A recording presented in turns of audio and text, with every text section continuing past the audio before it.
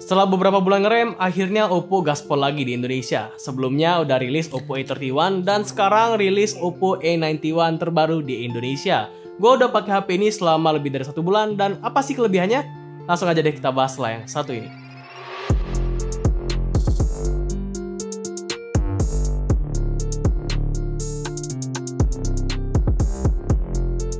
Pas pertama kali tahu spesifikasinya, jujur gue kaget coy.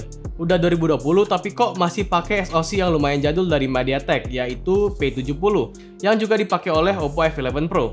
Gak salah juga sih sebenarnya HP ini pakai MediaTek P70 karena gue udah banyak banget pakai HP dengan SoC tersebut dan semuanya punya performa yang cukup mumpuni, hemat konsumsi daya dan suhunya juga stabil. Jadi gue nggak permasalahin MediaTek P70 di HP ini.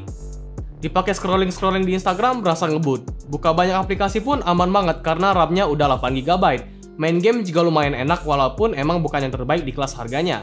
PUBG bisa dapetin grafik High HD dan Call of Duty Mobile bisa di grafik high dan frame rate high.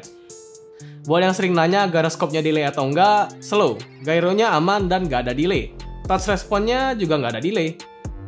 Tapi ingat, gaming bukan cuma dipengaruhi oleh SoC doang, tapi software juga ngaruh banget. Makanya Oppo kasih aplikasi GameSpace yang bisa ningkatin kestabilan frame rate pas kita main game.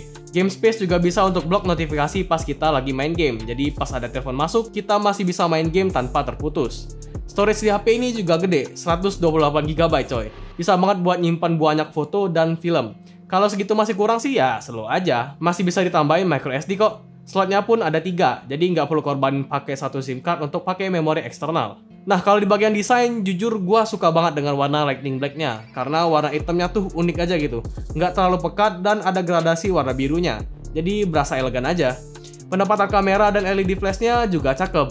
Yang gua sayangkan sih cuman bump kameranya doang yang lumayan tebal. Jadi gua saranin mendingan pakai case aja biar kameranya tetap aman. By the way, bodinya ini berbahan plastik atau polikarbonat yang sebenarnya khas HP Oppo mid-range pada umumnya lah, walaupun plastik masih berasa lumayan premium. Tapi kok gua ngerasa bodinya ini tipis ya, dan feeling di genggamannya nyaman banget, mungkin karena bodinya yang dibuat sedikit lebih melengkung. Terus juga tumben banget, tombol power di sebelah kanan kok nggak ada aksen hijau kayak HP Oppo yang lain. Di sebelah kiri ada volume button dan triple slot untuk 2 SIM card plus microSD. Di bagian bawah ada speaker, mic, audio jack, dan USB Type-C dong. Sedangkan di bagian depan ada layar AMOLED yang cakep banget. Feel-nya mirip banget dengan layar yang ada di Oppo Reno 2F. Kemungkinan panel yang dipakai tuh AMOLED E1, bukan Super AMOLED. Gua lebih suka panel AMOLED E1 karena pertama brightness-nya gokil, kedua bikin mata nggak cepet capek, ketiga nggak flickering. Karena biasanya layar AMOLED tuh rawan flickering banget. Anyway, untuk kualitas layarnya udah bagus banget. Brightness-nya tinggi, warnanya vivid, dan detailnya juga tajam. Jadi enak banget untuk dipakai nonton YouTube. Speakernya juga lumayan enak untuk dengerin lagu. Balik lagi ke belakang, ada 4 kamera kayak HP kekinian zaman sekarang. Kamera utama 48MP, wide angle macro lens 8MP, lensa mono dan lensa depth portrait yang beresolusi 2MP. Menurut gua hasilnya tuh udah cakep banget di range harganya, apalagi di kondisi cahaya yang cukup. Detailnya tajam, dynamic range-nya luas, dan warnanya lumayan akurat. Jadi terkadang gua harus nyalain atau matiin mode dazzle color di HP ini biar bisa dapetin hasil foto dengan warna yang akurat. Karena terkadang gua matiin dazzle color-nya, warnanya tuh jadi rada pucat gitu. Tapi terkadang malah udah akurat tanpa mode dazzle color. Tapi itu cuma permasalahan software sih. Semoga setelah update hasil fotonya jadi lebih konsisten.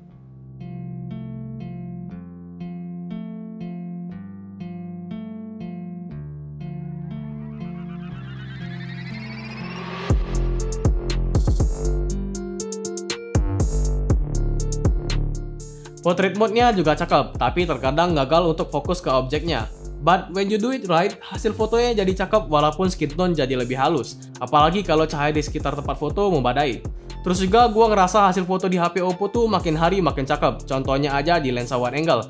Hasil fotonya masih tetap lumayan tajam dan color tone yang sama dengan kamera utamanya. Biasanya kan jompang banget color tone antara kamera utama dan kamera wide angle.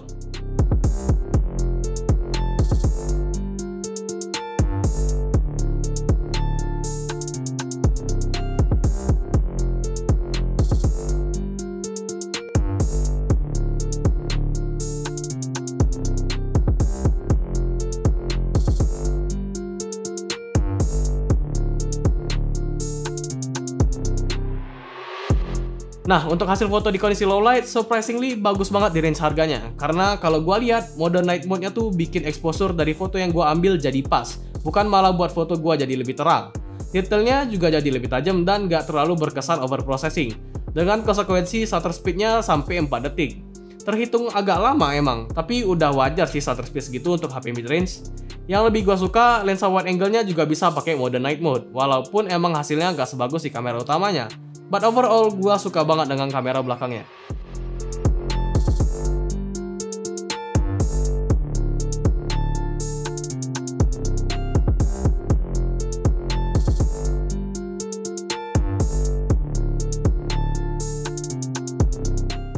Dan untuk kamera depannya, Oppo A91 pakai kamera beresolusi 16 megapiksel f2.0 yang punya hasil foto yang oke. Hasil fotonya cukup tajam, dynamic range-nya luas, dan udah makin natural sekarang. Nggak kayak dulu lah, ketara banget di polesnya. Hasil fotonya kayak gini nih. Overall udah lumayan oke sih, di kondisi low light pun masih usable banget. Gua juga harus highlight hasil videonya nih. Udah support IAS, jadi hasilnya lebih stabil walaupun cuma mentok di resolusi 1080p 30fps. But overall hasilnya udah oke banget.